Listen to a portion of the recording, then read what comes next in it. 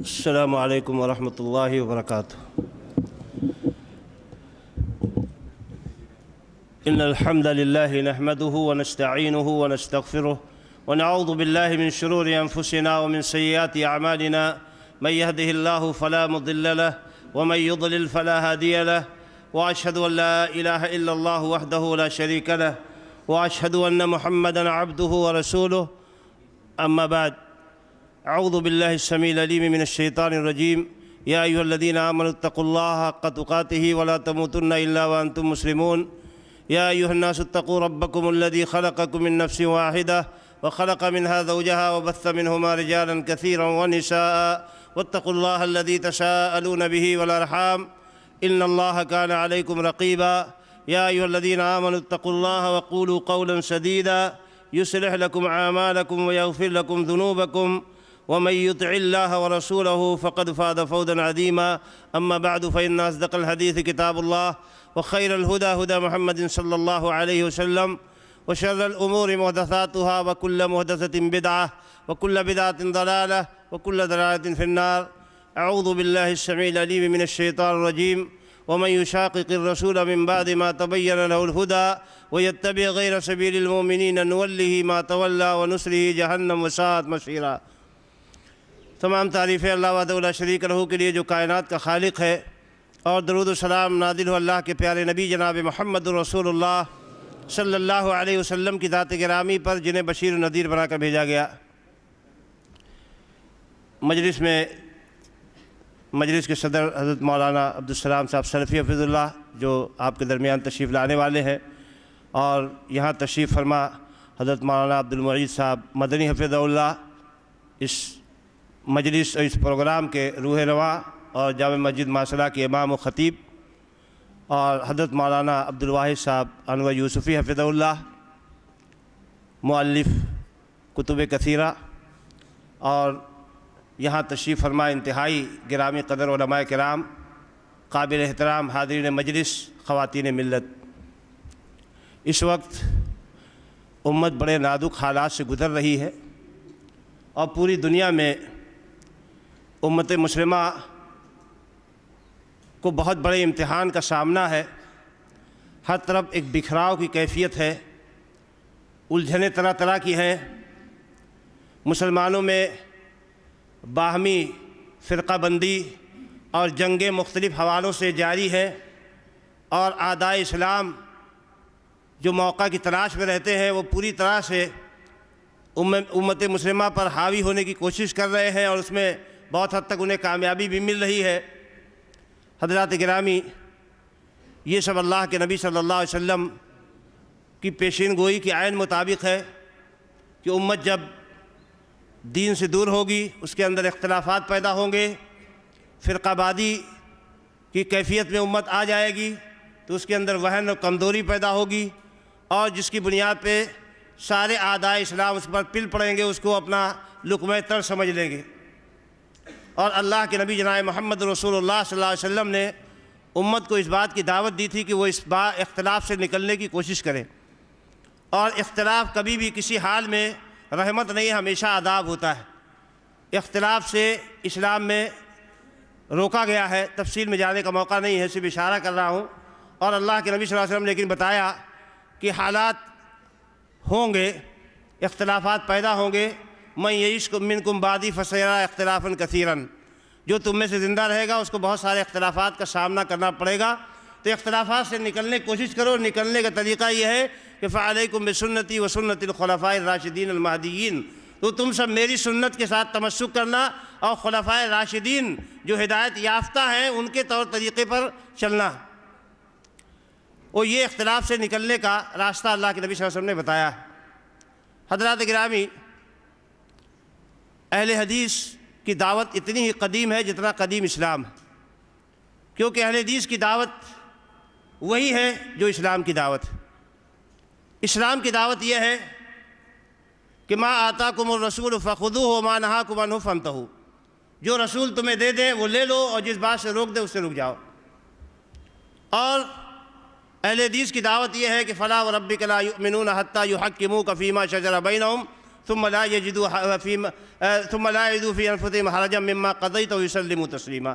تیرے رب کی قسم ہے کہ یہ مومن نہیں ہو سکتے جب تک کہ اپنے تمام معاملات میں آپ کو حکم نہ بنا لے اور پھر آپ کے فیصلے پر دل کی تنگی کے بغیر سر تسلیم خم نہ کر دیں، تب تک جو ہے یہ مومن نہیں ہو سکتے۔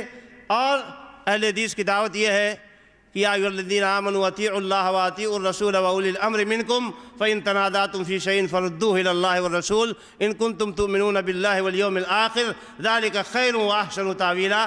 اللہ تعالیٰ نے فرمایا کہ اے ایمان والو، اطاعت کرو اللہ کی اور اطاعت کرو رسول کی اور ان کی جو تم میں سے اولی الامر ہیں، اور پھر اگر تمہارا آپس میں اختلاف ہو جائے تمہارا باہمی اولی الامر کے ساتھ تو لوٹاؤ اللہ اس کے رسول کی طرف۔ اگر تم اللہ پر اور یوم آخرت پر ایمان رکھتے ہو یہ تمہارے لیے بہتر ہے اور انجام کے اعتبار سے اچھی چیز ہے۔ اللہ تعالیٰ نے یہ تعلیم دی ہے۔ الحمدللہ اہل حدیث جو صحابہ کرام رضوان اللہ تعالیٰ علیہم اجمعین کے زمانے سے آج تک اسی منہج پر قائم ہے، اور اللہ کے نبی صلی اللہ علیہ وسلم نے انہیں یہ منہج بتایا تھا کہ دیکھو ہر حال میں میری اطاعت، قرآن کو سمجھنے کے لیے میری فہم اور دین کو سمجھنے کے لیے صحابہ کی فہم ضروری ہے۔ قرآن کی تعلیم یہ ہے کہ من یشاقق الرسول من بعد ما تبین له الہدی، کہ جو آدمی ہدایت کے وعدے ہونے کے بعد رسول کی مخالفت کرے اور مومنوں کی راہ چھوڑ کر چلے۔ ظاہر سی بات ہے جب یہ قرآن کی آیت نازل ہوئی تو مومن کون لوگ تھے؟ صحابہ کرام رضوان اللہ تعالیٰ عنہ۔ فرمایا کہ مومنوں کی راہ چھوڑ کے چلے، وَيَتَّبِعْ غَيْرَ سَبِيلِ الْمُؤْمِنِينَ نُوَلِّهِ مَا تَوَلَّىٰ۔ تو پتہ چلا کہ مومنوں کا راستہ پکڑنا ضروری ہے، صحابہ کرام رضوان اللہ تعالیٰ علیہ مجمعین کا راستہ پکڑنا ضروری۔ اگر صحابہ کرام رضوان اللہ تعالیٰ علیہ مجمعین کا راستہ نہیں پکڑا تو گمراہ ہو جائیں گے۔ کیوں؟ اس لیے کہ قرآن اور حدیث کو سمجھنے کے لیے صحابہ کرام کا دامن تھامنا بہت ضروری ہے۔ میں اس کی آپ کو مثالوں سے اس کو واضح کروں گا۔ دیکھیے کیا ہوا کہ جب اللہ کے نبی صلی اللہ علیہ وسلم حج کے موقع پر مکہ پہنچ گئے اور آپ نے عمرہ کر لیا تو مرحلہ وار آپ نے لوگوں کو حکم دیا کہ بھائی جو لوگ ہدیے کا جانور نہ لائے ہوں وہ حلال ہو جائے۔ اور صحابہ کرام میں جب کوئی آپ نے جھجک دیکھی تو آپ نے یعنی سختی کے ساتھ پھر حکم دیا کہ سب لوگ حلال ہو جائیں جو بھی قربانی کا جانور نہیں لائے۔ اس صحابہ کرام نے بات تو مان لی لیکن ان کے دل میں یہ خیال پیدا ہوا کہ شاید تقویٰ کی منافی ہے۔ بعض صحابہ نے یہ کہا کہ ابھی ہم اپنی بیویوں سے ملیں، ہماری شرمگاہیں ٹپکتی رہیں اور جا کے احرام باندھ کے لیے حج کے لیے کھڑے ہو جائیں، تو حلال ہونا ان کے پاس شاک گزرا۔ اللہ کے نبی صلی اللہ علیہ وسلم تک یہ بات پہنچی، حضرت جابر رضی اللہ تعالیٰ کی روایت کے مطابق، کہ پتہ نہیں آسمانی خبر کے ذریعے آپ تک بات پہنچی یا کسی آدمی نے آپ کو خبر پہنچا دی کہ صحابہ میں یہ چیمی گوئیاں ہو رہی ہیں۔ تو اللہ کے نبی صلی اللہ علیہ وسلم نے سب کو جمع کیا اور فرمایا اب باللہ تعلمونی ایھا الناس وقد علمتم انی اتقاکم للہ واصدقکم وابرکم۔ اے لوگو کیا تم مجھے اللہ کے بارے میں سکھاتے ہو کہ اللہ کی رضامندی کس میں ہے، اللہ کیسے خوش ہوگا، اللہ کیسے راضی ہوگا، تم مجھے سکھانا چاہتے ہو؟ اتعلمونی باللہ اب باللہ تعلمونی، اللہ کے بارے میں تم مجھے سکھاتے ہو، حالانکہ تمہیں معلوم ہے کہ میں تم میں سب سے زیادہ اللہ سے ڈرنے والا ہوں۔ جو بھی حکم دیتا ہوں پہلے اللہ تعالیٰ کا فرمان آتا ہے، اس کی مرضی کے مطابق ہوتی ہے بات، تب میں کوئی بات کہتا ہوں۔ جیسے قرآن پاک میں اللہ تعالیٰ نے خود وضاحت فرمائی کہ ما ینطق عن الہوی ان ہوا الا وحی یوحی، رسول گرامی اپنی طرف سے اپنی خواہشات سے کوئی بات نہیں کہتے، جو کچھ بھی کہتے ہیں اللہ تعالیٰ کی طرف سے جب وحی ہوتی ہے تب آپ بیان فرماتے ہیں۔ تو فرمایا کہ دیکھو میں تم میں سب سے زیادہ اللہ سے ڈرنے والا ہوں اور سب سے زیادہ اللہ تعالیٰ کے بارے میں سچی بات کرنے والا ہوں، سب سے زیادہ سچا ہوں، تم میں سب سے زیادہ نیک ہوں، سب سے زیادہ نیک ہوں، ابرکم، سب سے زیادہ تقویٰ اختیار کرنے والا، نیکی اختیار کرنے والا، اللہ کے بارے میں جاننے والا ہوں۔ تو افعلوا ما آمرکم، اللہ کے نبی فرمایا کہ بس جو میں تمہیں حکم دے رہا ہوں وہی کرو، جو میں تمہیں حکم دے رہا ہوں وہی کرو۔ اب دیکھیے صاحب، ایک تابعی حضرت عروہ رضی اللہ تعالیٰ عنہ، وہ حضرت ام المومنین عائشہ صدیقہ رضی اللہ تعالیٰ عنہ کے بعد تشریف لاتے ہیں اور کہتے ہیں کہ اماں جان اور ان کے بھانجے ہیں، کہتے ہیں اگر کوئی صفا مروہ کی صحیح نہ کرے تو کوئی حرج کی بات نہیں، کیونکہ اللہ تعالیٰ نے قرآن مجید میں فرمایا کہ ان الصفا والمروۃ من شعائر اللہ فمن حج البیت او اعتمر فلا جناح علیہ ان یطوف بہما۔ کہ صفا مروہ اللہ تعالیٰ کے شاعر میں سے ہیں، تو جو آدمی حج کرے تو اس کے اوپر کوئی حرج نہیں ہے کہ وہ صفا مروہ کی صحیح کر لے۔ تو فرمایا کہ اگر نہیں کرے تو بھی کوئی حرج نہیں ہے۔ جب حرج کی بات کہی گئی ہے تو حضرت عائشہ رضی اللہ عنہ نے فرمایا کہ تم نے اس کا مطلب نہیں سمجھا ہے۔ اگر ایسا ہوتا تو اللہ تعالیٰ فرماتا کہ ان الصفا والمروہ من شعائر اللہ فمن حج البیت او اعتمر فلا جناح علیہ اللہ یطوف بہما، کہ اس کے اوپر کوئی حرج نہیں ہے کہ وہ ان دونوں کا طواف نہ کرے۔ کہا کہ اگر کوئی آدمی صفا مروہ کی صحیح نہیں کرتا ہے تو اس کا حج نہیں ہوگا، کیونکہ اللہ کے نبی صلی اللہ علیہ وسلم نے کیا ہے اور اللہ کے نبی صلی اللہ علیہ وسلم کا حکم بھی ہے کہ اسعوا فإن اللہ كتب علیکم السعی، کہ اللہ تعالیٰ نے تمہارے پاس سعی کو واجب کر دیا، اسے صحیح کرو۔ تو پتہ چلا کہ عرب ہونے کے باوجود تابعین کو قرآن و حدیث کے سمجھنے میں تھوڑی مشکل پیش آتی تھی، تو صحابہ کرام رضوان اللہ تعالیٰ نے اس کی وضاحت کرتے تھے۔ اسی لیے صحابہ کرام رضوان اللہ تعالیٰ نے حضرت جابر رضی اللہ تعالیٰ عنہ نے اہل حدیث کا منہج بیان کیا۔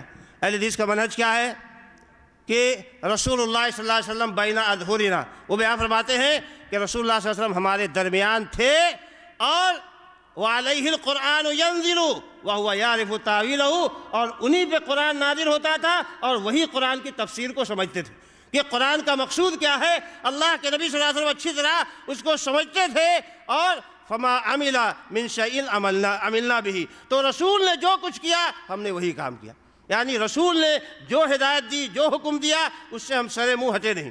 اور اللہ کے نبی جناب محمد رسول اللہ صلی اللہ علیہ وسلم ہمیشہ اسی بات کی تعلیم صحابہ کو دیتے رہے کہ میرا حکم آ جائے تو میرے حکم کے مقابلے میں نہ تو کوئی نماز چلے گی، نہ کوئی روزہ چلے گا، نہ کوئی عبادت چلے گی، جس کام میں ہو ہر کام کو چھوڑ کے تمہیں میرا حکم ماننا پڑے گا۔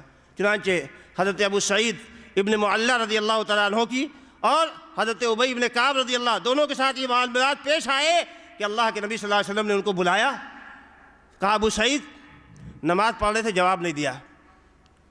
نماز پڑھنے کے بعد اللہ کے نبی صلی اللہ علیہ وسلم کی خدمت پہ حاضر ہوئے، کہنے لگے اللہ کے نبی حاضر ہوں۔ کہا جب میں نے پہلی مرتبہ تمہیں پکارا تو تم نے میری بات کا جواب کیوں نہیں دیا؟ کہا اللہ کے نبی میں نماز پڑھ رہا تھا۔ کہا کیا تم نے قرآن نہیں پڑھا؟ یا ایھا الذین آمنوا استجیبوا للہ وللرسول اذا دعاکم لما یحییکم، کہ اے ایمان والو جب اللہ اس کے رسول تمہیں اس بات کی طرف بلائیں جو تمہیں زندگی دیتی ہے تو ان کی بات کا جواب دو۔ سنا کہ نہیں سنا؟ کہا اللہ کے نبی سنا۔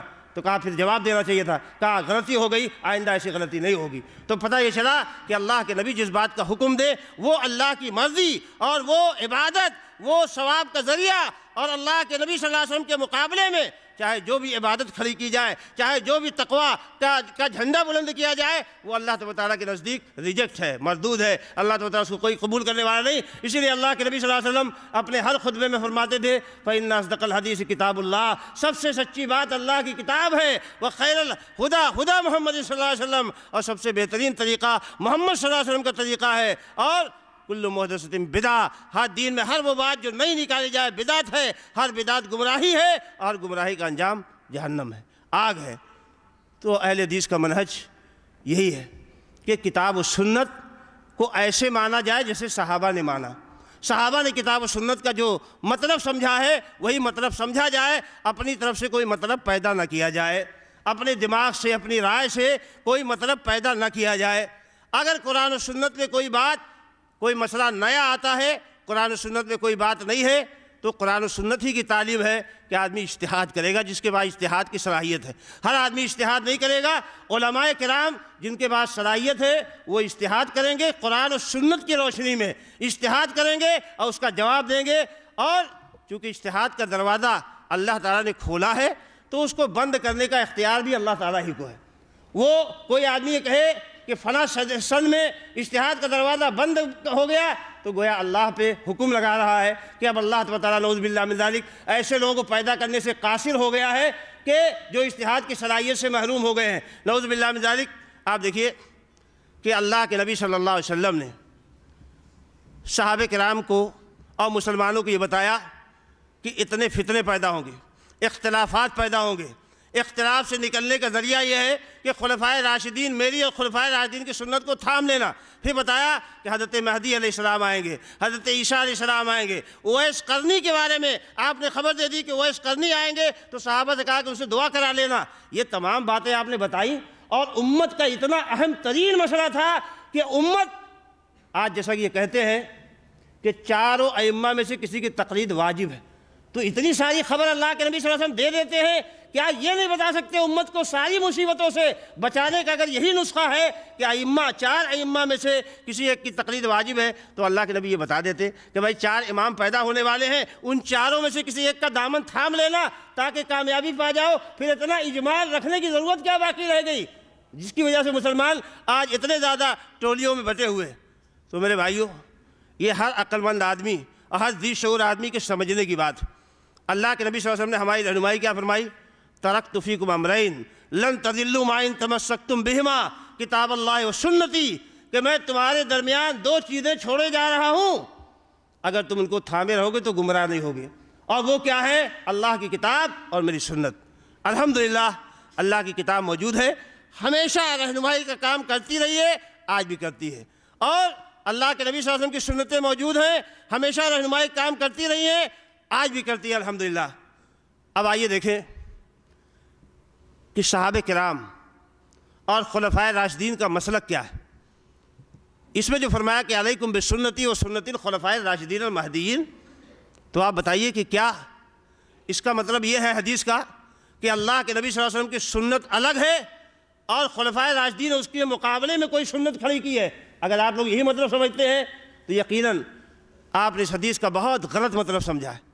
اس حدیث میں ایسا کوئی اشارہ نہیں دیا گیا، بتایا گیا یہاں پر صرف یہی کہنا مقصود ہے کہ جو میرا طریقہ ہے اور میرے خلفائے راشدین کا اور صحابہ کا جو طریقہ کار ہے، جو منہج ہے، جو اصول ہے، اس کو اپناؤ تو کامیابی مل جائے گی۔ صحابہ کا منہج کیا ہے؟ صحابہ کا اصول کیا ہے؟ آپ دیکھیے، حضرت عمر بن خطاب رضی اللہ تعالیٰ عنہ تشریف لاتے ہیں، کہتے ہیں ففیمر رملان، آج طواف کرتے ہوئے رمل کرنے کی کیا ضرورت ہے؟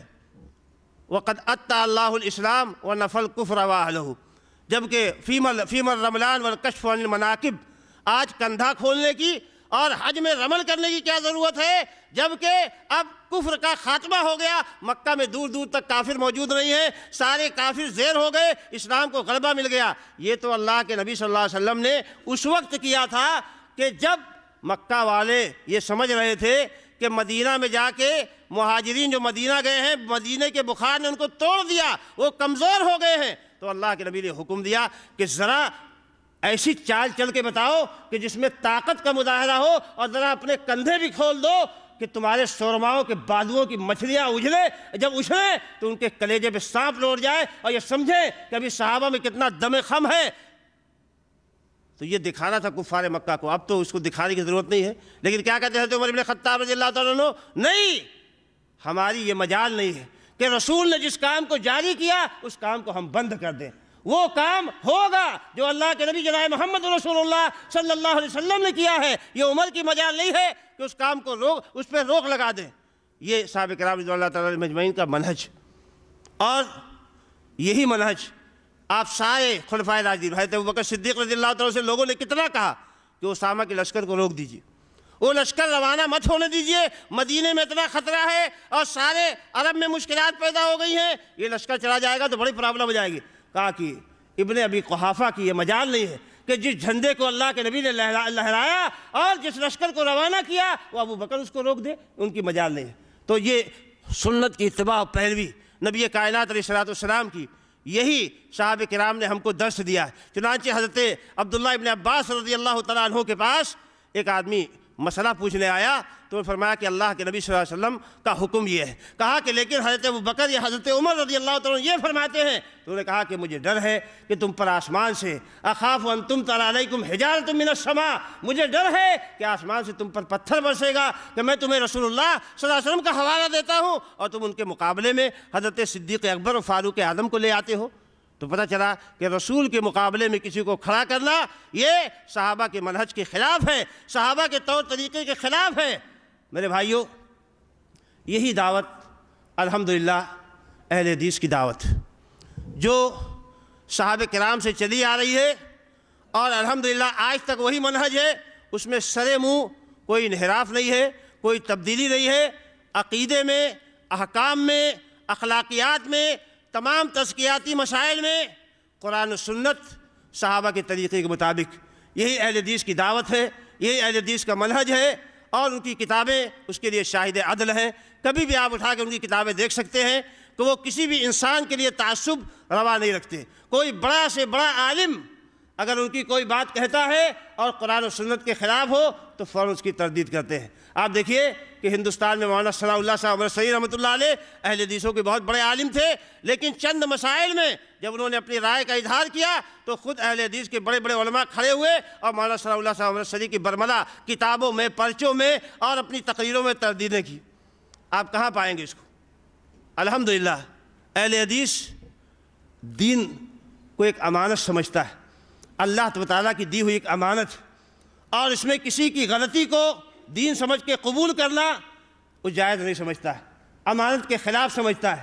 اسی لیے وہ کسی بھی انسان کو معصوم خطا نہیں سمجھتا اور کسی بھی انسان کی ساری باتوں کو قبول کرنے کی طرف دعوت نہیں دیتا ہے۔ وہ ہمیشہ کتاب اللہ، سنت رسول اللہ اور صحابہ کرام رضوان اللہ تعالیٰ علیہم مجمعین کے طور طریقے پر چلنے کی دعوت دیتا ہے۔ اللہ کا فضل ہے کہ دعوت کا سلسلہ شروع سے چلا، آج تک چلتا ہے۔ آج کچھ بھائی پیدا ہوئے۔ میں آپ کو سب سے پہلے یہ بتا دوں کہ دراصل پرابلم کہاں شروع ہوئی۔ ہندوستان میں ہمارے، چونکہ ہم لوگ سب ہندوستانی ہیں، ہندوستان کا پس منظر یہ ہے کہ الحمدللہ سب سے پہلے ہندوستان میں جو مسلمان آئے وہ اہل حدیث تھے، اس میں کوئی دو رائے نہیں، کیونکہ حضرت عمر ابن خطاب رضی اللہ تعالیٰ عنہ کے زمانے میں عثمان ابن ابی العاص رضی اللہ تعالیٰ عنہ کی قیادت میں، رحمۃ اللہ علیہ کی قیادت میں یہاں پر تھانہ تک مسلمانوں کا آنا ثابت ہے کہ تھانہ میں آئے، بمبئی کے علاقوں میں جو ہے مسلمان آئے اور انہوں نے یہاں پر دعوت و تبلیغ کا بھی کام کیا۔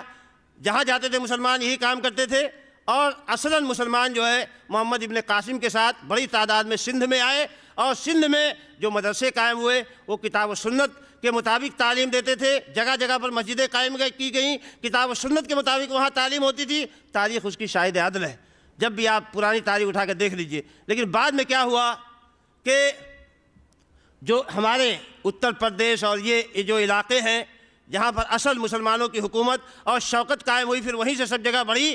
بعد میں یہ سب افغانستان وغیرہ کے علاقے سے اور ترکستان وغیرہ کے علاقے سے جو بادشاہ آئے وہ اصلاً کیا تھے، بعد میں تقلیدی مسلک انہوں نے اختیار کر لیا تھا، اور انہی کے مسلک کے مطابق یہاں نشر و اشاعت ہوئی۔ تو ان کے ساتھ جو علماء آئے وہ تقلید کے ساتھ تمسک کرنے والے علماء تھے، انہوں نے جگہ جگہ تقلید کے مسلک کو رائج کیا۔ لیکن الحمدللہ ہر زمانے میں یہاں ایسے علماء موجود رہے، چاہے ان کی تعداد کتنی بھی کم ہو، جو حق بات کہتے تھے، کتاب و سنت کی طرف دعوت دیتے تھے، کتاب و سنت پر عامل تھے۔ ایک لمبا تسلسل ہے، جو آدمی ہندوستان میں اہل حدیث کی تاریخ پر گفتگو کرے گا وہ انشاءاللہ آپ سے یہ بات بیان کرے گا۔ لیکن میں یہ عرض کرنا چاہتا ہوں کہ شاہ ولی اللہ محدث دہلوی رحمۃ اللہ علیہ نے، ان کے زمانے میں اتنا برا حال ہو گیا مسلمانوں کا، پیر پرستی، قبر پرستی، مشائخ پرستی اس قدر عروج میں آ گئی کہ بادشاہ گیروا لباس پہنتا تھا، کڑا پہنتا تھا، بڑے پیروں کا مرید تھا، اور یہاں پر جگہ جگہ پر درگاہوں میں جایا جاتا، وہاں سجدے بجائے لائے جاتے، اور اسی طریقے سے سارے مسلمانوں کا ماحول خراب تھا۔ شاہ ولی اللہ دہلوی رحمۃ اللہ علیہ خود ایک صوفی گھرانے میں پیدا ہوئے، اور تمام صوفیانہ جو رسم و رواج ہیں وہ ان کے گھرانے میں رائج تھے، لیکن اللہ نے ان کو توفیق دے، وہ مکہ شریف تشریف لے گئے، وہاں کے علماء سے ملاقات ہوئی، وہاں پر ان کی تعلیم کا سلسلہ اللہ کے فضل سے کچھ ایسے اہل علم کے ساتھ ہوا کہ جن کے تقلیدی جمود جس کی وجہ سے ٹوٹا ہندوستان میں آئے، تو انہوں نے حجت اللہ البالغہ اور الانصاف جیسی کتابیں لکھی، جس میں لوگوں کو تقلید شخصی سے روکا اور کتاب و سنت کی اتباع و پیروی کی دعوت دی۔ آج الحمدللہ حجت اللہ البالغہ موجود ہے ان کی، اور سب سے پہلے انہوں نے ہندوستان میں قرآن مجید کا ترجمہ فارسی زبان میں کیا، تو یہاں کے علماء نے ان کو گھیر لیا، کہا کہ اس کو مارو، اس نے قرآن کا ترجمہ کر دیا، جان بچا کے بڑی مشکل سے بھاگے، اور کتاب و سنت پر لکھا تو انہوں نے کتابوں میں اپنی ساری باتیں، لیکن کھلے طور پر اس پہ عمل نہیں کر پاتے تھے۔ علامہ فاخر زاہد الہ آبادی رحمۃ اللہ علیہ دلی کی مسجد میں نماز پڑھنے گئے، جب انہوں نے زور سے آمین کہی اور رفع الیدین کر کے نماز پڑھی تو کیا ہوا کہ لوگوں نے گھیر لیا کہ ان کو ماریں گے۔ انہوں نے کہا بھائی مارو مت، جو تمہارے شہر کا جو سب سے بڑا عالم ہے اس کے بعد ہمیں لے چلو، وہ جو فیصلہ کر دے وہ مان لینا۔ اگر یہ کہہ دے کہ میرا یہ کام جو ہے سنت کے مطابق ہے، میری نماز سنت کے مطابق ہے تو ٹھیک ہے مان لینا، نہیں تو پھر جو تمہارے سمجھ میں آئے۔ تو کہا کہ شاہ ولی اللہ سب سے بڑے عالم ہے، چلو شاہ ولی اللہ کے پاس گئے۔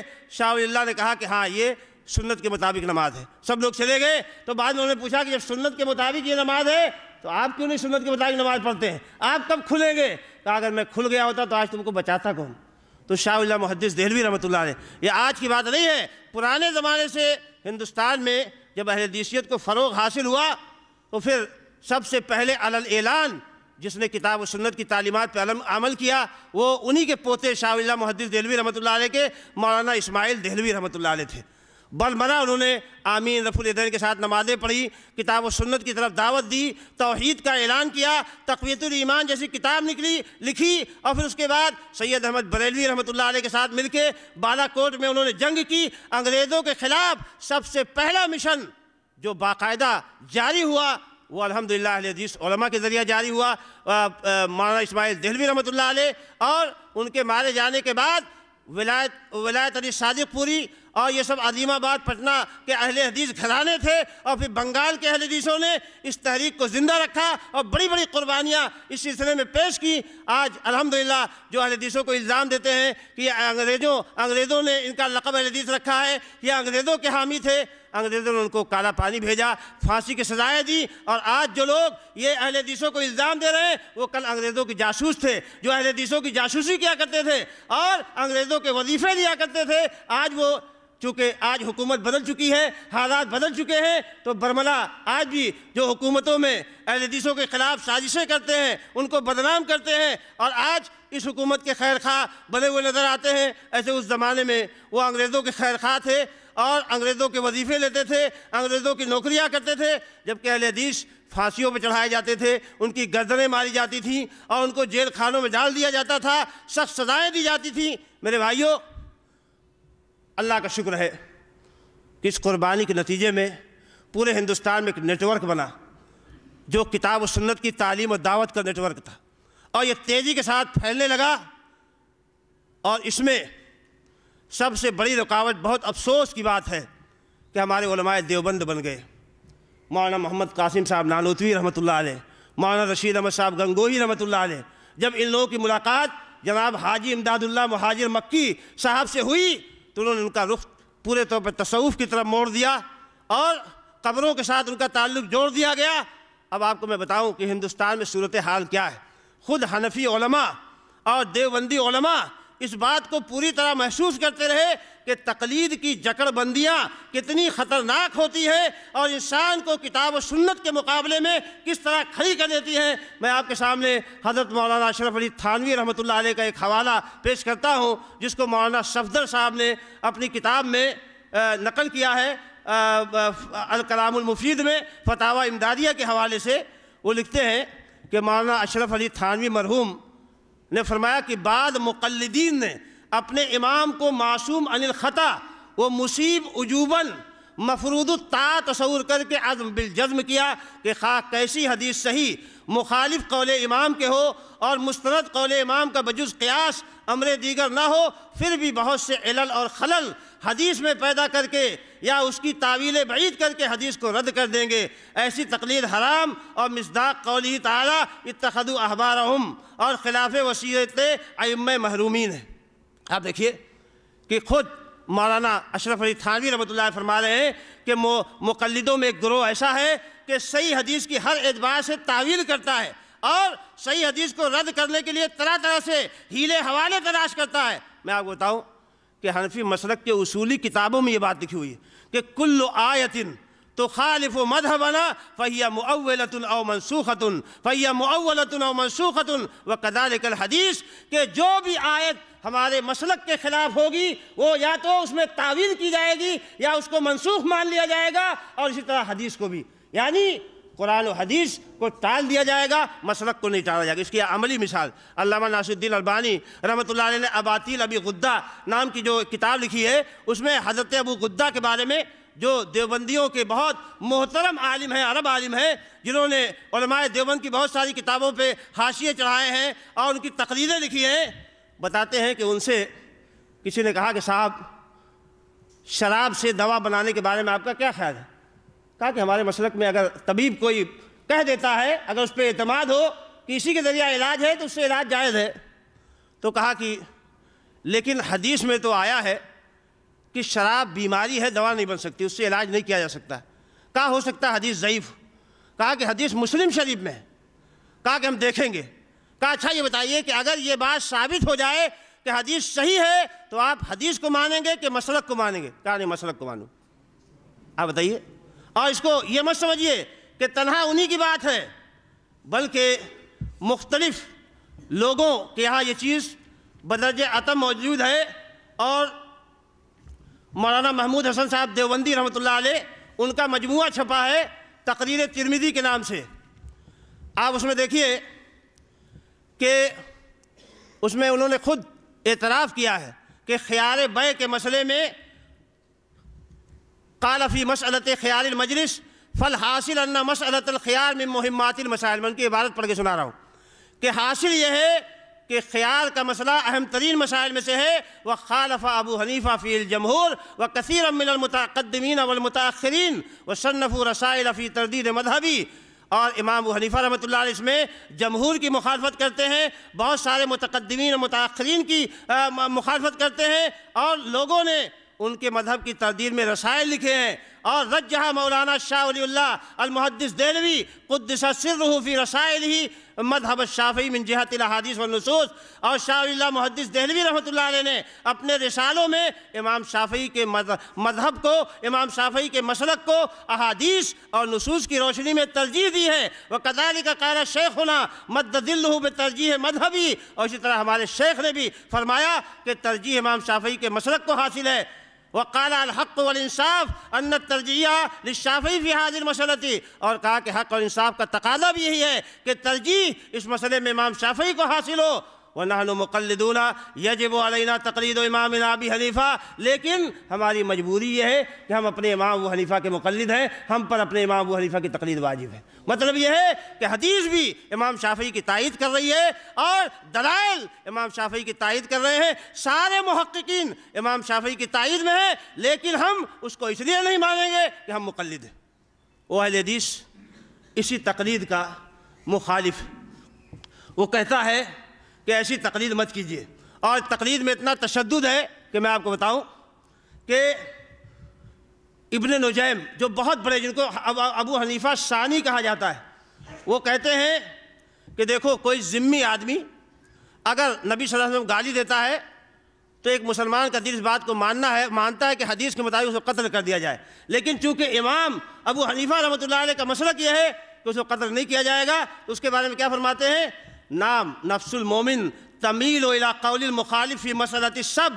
ہاں، ایک مومن کا دل مخالف کے قول کی طرف نبی صلی اللہ علیہ وسلم کے گالی دینے کے مسئلے میں مائل ہوتا ہے، لیکن اتباعنا للمذہب واجب، لیکن ہمارے اوپر اپنے مذہب حنفیت کی اتباع واجب ہے۔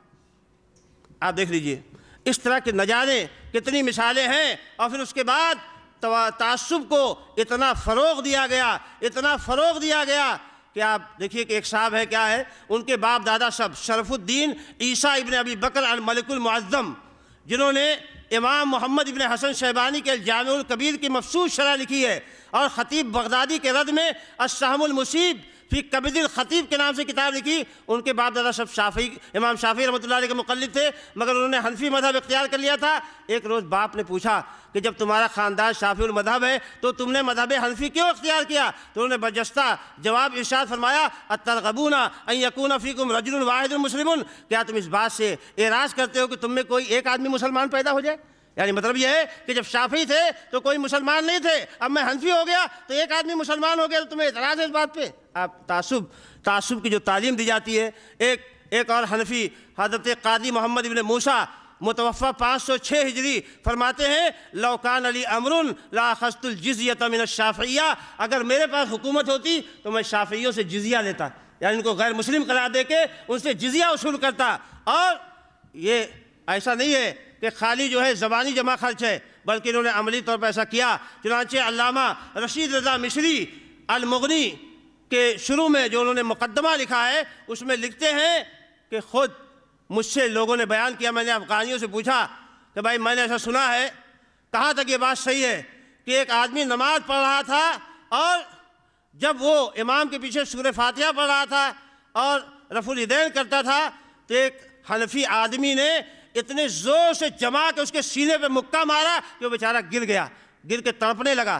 اور ایک آدمی جب اپنی انگلی سے اشارہ کر رہا تھا نماز میں تشہد میں، انگلی ہلا رہا تھا تو اس کی انگلی لوگوں نے توڑ دی، کہا کہ جو ہے یہ انگلی کیوں ہلا رہے ہو نماز میں؟ تو سنت پر عمل کرنے کی وجہ سے لوگوں نے بہت مارا پیٹا ان کو۔ اور پھر اس کے بعد بات یہیں تک نہیں رہی میرے بھائیوں، ہمارے علماء دیوبند نے جس شرک سے مولانا اسماعیل دہلوی رحمۃ اللہ علیہ نے بڑی محنت کے ساتھ مسلمانوں کو دور کرنے کی کوشش کی، اسی شرک اور قبر پرستی کے ساتھ دنیا کو جوڑ دیا۔ میں آپ کو اس کی مثال دیتا ہوں۔ چنانچہ آپ دیکھیے کہ المحنت صفحہ، ٹھیک ہے حضرات اذان کا وقت ہو گیا ہے، انشاءاللہ اگر موقع ملا تو اس سلسلے کو جاری رکھیں گے اذان کے بعد۔ محترم حضرات، میں یہ عرض کر رہا تھا کہ آپ دیکھیے کہ ہمارے بزرگ علماء دیوبند نے کس طریقے سے لوگوں کو پھر قبروں کے ساتھ جوڑ دیا جو خالص کتاب و سنت اور توحید کی دعوت کی طرف جا رہے تھے۔ چنانچہ المحنت صفحہ 18 میں عقیدہ نمبر 24 کے تحت لکھا ہے، مشائخ اور بزرگوں کی روحانیت سے استفادہ اور ان کے سینوں اور قبروں سے باطنی فیوز کا پہنچانا سو بے شک صحیح ہے، مگر اس طریقہ سے جو اس کے اہل اور خواص کو معلوم ہے، نہ اس طرز سے جو عوام میں رائج ہے۔ اللہ کے نبی صلی اللہ علیہ وسلم فرمایا کہ ابن آدم جب مر جاتا ہے تو اس کے اعمال کا سارا سلسلہ منقطع ہو جاتا ہے۔ اب وہ نہ کوئی فائدہ دنیا والوں سے حاصل کر پاتا ہے اور نہ دنیا والوں کو کوئی فیض پہنچا سکتا ہے۔ لیکن یہاں پر آپ دیکھیے کہ بتایا کہ ممکن ہے کہ جو قبر میں بزرگ ہیں ان سے استفادہ کیا جائے، ان سے فائدہ حاصل کیا جائے، ان سے علم حاصل کیا جائے، ان سے برکت حاصل کی جائے۔ اور یہی نہیں، اب آپ دیکھیے کہ ملفوظات فقیہ الامت یعنی ارشادات حضرت اقدس مفتی محمود حسن گنگوہی مفتی عالم ہند مرتبہ مسعود احمد قاسمی میں لکھا ہے، ارشاد فرمایا کہ بزرگوں کی قبر سے مٹی اٹھا کر اس کو تبرکاً بغرض شفا مریض پر لگانے میں کوئی مضائقہ نہیں ہے، مگر پہلے صاحب قبر کے وارث سے مٹی اٹھانے کی اجازت لے لے۔ اس کے بعد فرمایا کہ مریض پر بغرض شفا مٹی ملنا حدیث شریف سے ثابت ہے، العیاذ باللہ، پتہ نہیں کون سے حدیث سے یہ ثابت کیا ہے، عملیات کے تحت وہ حدیث مذکور ہے۔ پھر اس کے بعد آپ دیکھیے کہ ارواح ثلاثہ میں جو مولانا اشرف علی صاحب تھانوی رحمۃ اللہ علیہ کی فرمایا کہ مولوی معین الدین صاحب حضرت مولانا محمد یعقوب صاحب کے سب سے بڑے صاحبزادے تھے، وہ حضرت مولانا کی ایک کرامت جو بعد وفات واقع ہوئی بیان فرماتے تھے، ایک مرتبہ ہمارے نانوتا میں جاڑا بخار کی کثرت ہوئی، سو جو شخص مولانا کی قبر سے مٹی لے جا کر باندھ لیتا اسے ہی آرام ہو جاتا۔ بس اس کثرت سے مٹی لے گئے کہ جب بھی قبر پر مٹی ڈلواؤں تبھی ختم۔ کئی مرتبہ ڈال چکا، پریشان ہو کر ایک دفعہ مولانا کی قبر پر جا کر کہا، یہ صاحبزادے بہت تیز مزاج تھے، آپ کی تو کرامت ہو گئی اور ہماری مصیبت ہو گئی، یاد رکھو کہ اگر اب کوئی اچھا ہوا تو ہم مٹی نہ ڈالیں گے، ایسے ہی پڑے رہیو، لوگ جوتا پہنے تمہارے اوپر ایسے ہی چلیں گے۔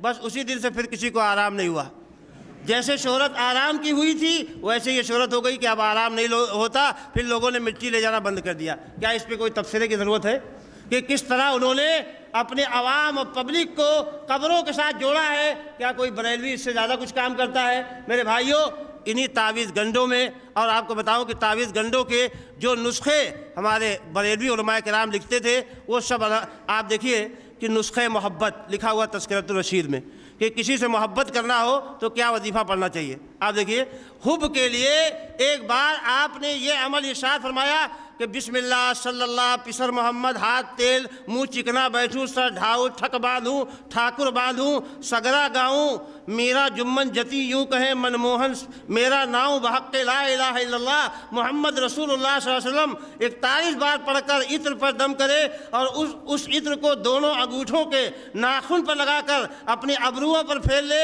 اور مطلوب کے سامنے جائے، انشاءاللہ اسے قلب میں محبت پیدا ہوگی۔ تو آپ بتائیے یہ کون سا وظیفہ ہے؟ اللہ کے نبی صلی اللہ علیہ وسلم نے تو ایسا کوئی وظیفہ محبت کا نہیں بتایا، صحابہ نے نہیں بتایا۔ کہتے ہیں کہ ہم اجماع صحابہ پہ عمل کرنے والے ہیں، تو یہاں کوئی اجماع صحابہ کیوں نہیں پیش کیا گیا؟ میرے بھائیوں، اسی طرح کی تعلیم سے اہل حدیث کیا ہے؟ کہتا ہے کہ دیکھو مسلمانوں میں اس طرح کی تعلیم جو ان کو شرک سے جوڑ دے، جو بدعتوں سے جوڑ دے، جو ان کے عقیدے کو خراب و برباد کر دے، اس کام میں مسلمانوں کو مت الجھائیے، اللہ کے واسطے اللہ کے نبی جناب محمد رسول اللہ صلی اللہ علیہ وسلم اور قرآن کریم سے ان کو جڑا رہنے دیجیے۔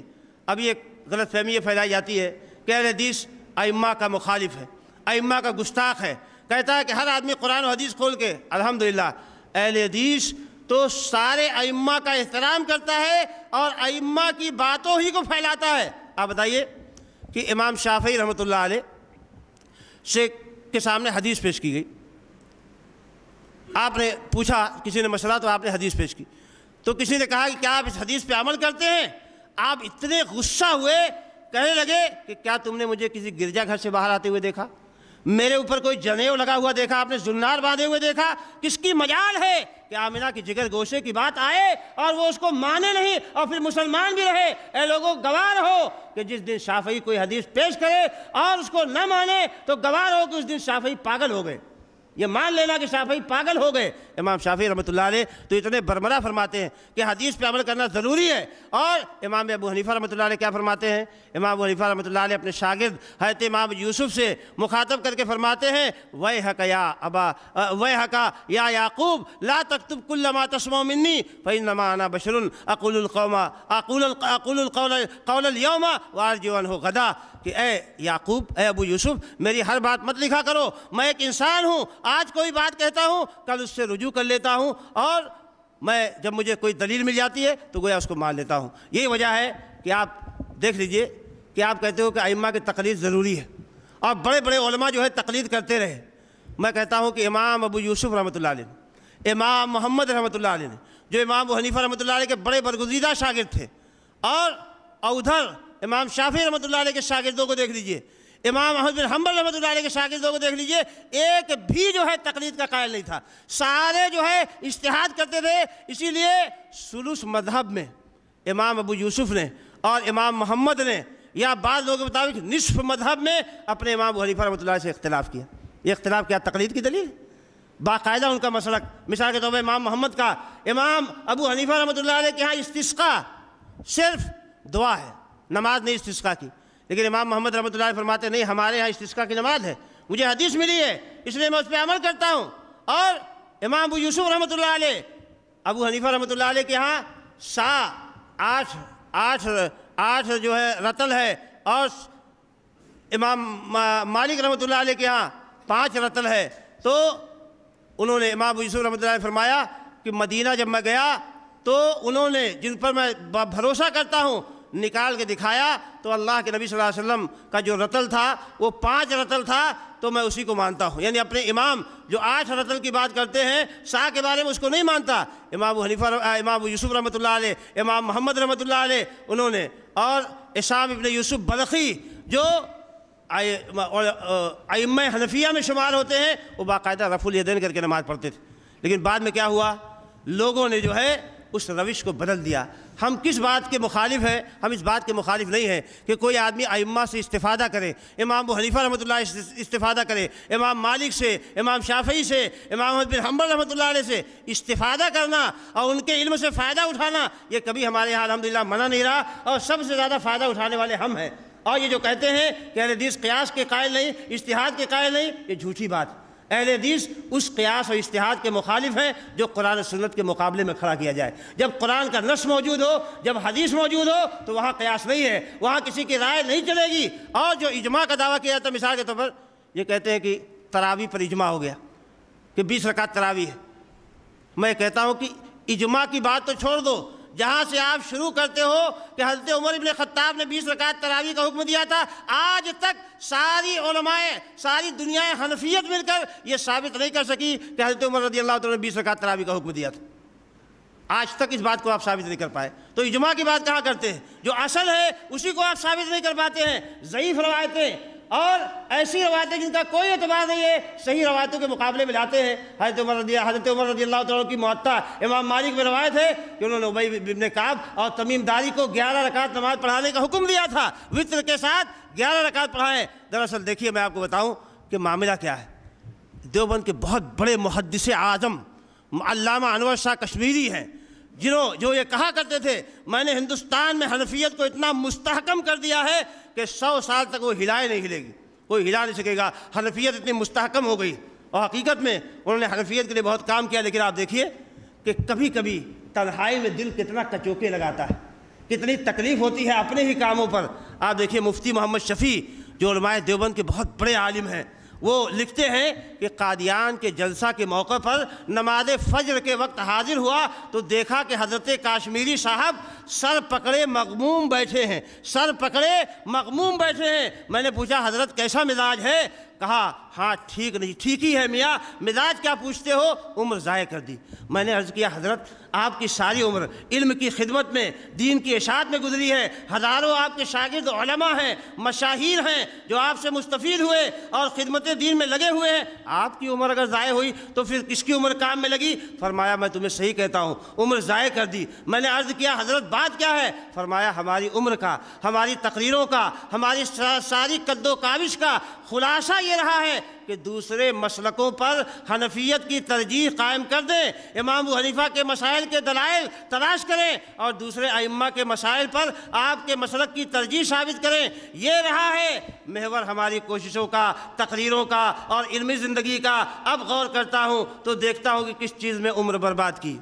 وحدت امت آپ دیکھیے کہ ان کے بڑے بڑے علماء کا دل کچوکے لگاتا ہے۔ مولانا اشرف علی تھانوی کی بات میں نے آپ کے سامنے، مقلدوں کے رویے کے بارے میں جو انہوں نے لکھا ہے، مولانا انور شاہ کشمیری ہیں، بڑے بڑے علماء کو تنہائی میں اس بات کا اعتراف ہوتا ہے کہ ہم غلط کر رہے ہیں، لیکن وہ جو ایک پیشوائی کا مقام ملا ہوا ہے، جو ایک درجہ ملا ہوا ہے، اس بات کے سلسلے میں رکاوٹ ہے کہ حق بات کو تسلیم کر لیا جائے۔ حق بات کو تسلیم کرنا یہ بھی بڑے دل گردے کی بات ہوتی ہے، جبکہ خاص طور سے پیری مریدی کا جو سلسلہ ہے وہ قائم ہو، لوگ ہاتھوں ہاتھ لے رہے ہوں، ایسے موقع پر حق کی وضاحت کرنا، حق کو تسلیم کر لینا بڑا مشکل ہوتا ہے۔ میرے بھائیوں آج لیکن ضرورت اس بات کی ہے کہ امت مسلمہ، اور اللہ کا شکر ہے کہ امت مسلمہ آج پڑھ رہی ہے، مطالعہ کر رہی ہے، بے پناہ روکنے کے باوجود یہ سیلاب۔ ابھی ممرہ میں ایک مولوی صاحب ہیں، وہ کہہ رہے تھے کہ غیر مقلدیت، یہ لوگ تنابذ بالالقاب کے طور پر اہل حدیث کو غیر مقلد کہتے ہیں، حالانکہ اہل حدیث اپنے آپ کو غیر مقلد، جس طرح مقلد کہلانا پسند نہیں کرتا اسی طرح غیر مقلد کہلانا بھی پسند نہیں کرتا ہے۔ وہ قرآن و سنت کا ماننے والا ہے، متبع کتاب و سنت ہے۔ تو یہ کہتے ہیں کہ غیر مقلدیت اس وقت سیلاب کی شکل میں آگے بڑھ رہی ہے، قبل اس کے کہ یہ سونامی میں بدل جائے، اس کے لیے ہم کو بہت محنت کرنے کی ضرورت ہے۔ تو الحمدللہ آج سب سے بڑی مشکل کیا ہے؟ یہ کتاب و سنت کی دعوت کا تیزی کے ساتھ پھیلنا ہے، یہ سب سے بڑی مشکل ان کے سامنے ہے۔ ورنہ آپ دیکھ لیجئے کہ یہ صرف مقابرہ ہے، جو کہتے ہیں کہ حدیث کل کی پیداوار ہے۔ آپ ان کی فقہ کتابیں اٹھا کے دیکھ لیجئے، دیکھیے شیبانی امام محمد شیبانی، ابو عبداللہ محمد ابن حسن شیبانی جو 189 ہجری میں وفات ہوئی، ان کے یہاں یہ ہے کہ وقال اہل الحدیث احمد ابن حنبل و اسحاق ابن راہوے رحمہ اللہ الآخذ افضل ہونا، کہتے ہیں کہ ہمارا یہ مسلک ہے، لیکن اہل حدیث کا امام احمد بن حنبل اور اسحاق ابن راہوے کا یہ مسلک ہے۔ پھر اس کے بعد آگے جو ہے آپ دیکھیے کہ ایک جو ہے سغدی کی کتاب ہے جو بڑے النطف فی الفتاوی، اس میں لکھا ہے کہ وضو کے فرائض فقہا کے نزدیک 4 ہیں اور ابو عبداللہ کے نزدیک 4 ہیں، چہرہ دھونا، ہاتھوں کا دھونا، پیروں کا دھونا، ربع راس کا یعنی چوتھائی سر کا مسح کرنا، وَعِنْدَ أَهْلِ الْحَدِيثِ ثَمَانِيَةُ أَشْيَاء، لیکن اہل حدیث کے ہاں 8 فرائض ہیں وضو میں۔